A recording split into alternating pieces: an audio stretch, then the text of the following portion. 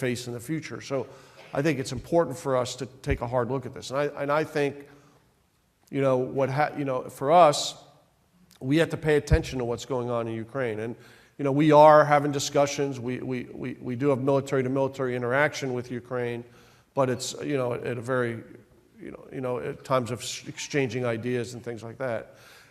And I think we have to watch this because it's going to have an impact. It could have an impact on Eastern Europe specifically. NATO allies. NATO allies. And Article 5 stipulates that if one NATO ally is attacked, all NATO allies. So we've been doing very aggressive exercise programs now for the last year in Eastern Europe.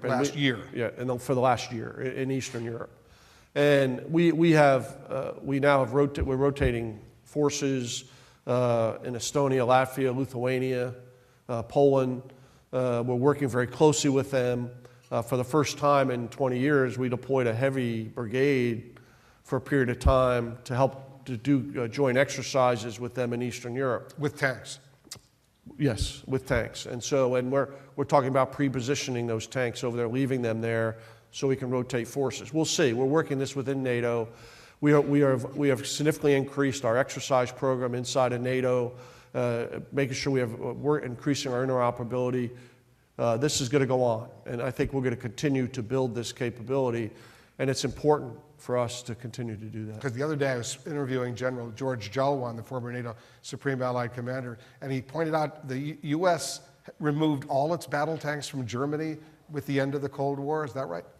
Well, we did, but we left a small amount in storage.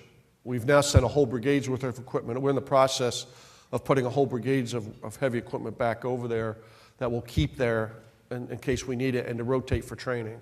And so we have reacted to that, and we've been doing that actually for some time now. Because a lot of us are confused by Putin. I'm sure you are.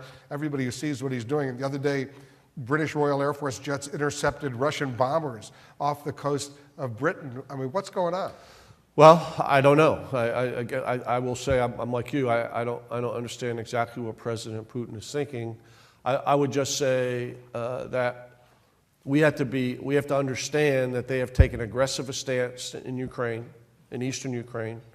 We're not sure what their goals are in Ukraine, and we're not sure what the impacts could be on the other Eastern European allies. So we have to be working within NATO to be prepared. Now, I think also, again, I believe the future of all this type of warfare is something that's has required joint interagency work and multinational coalitions. And I think this is an important part of this. And I think we have a standing coalition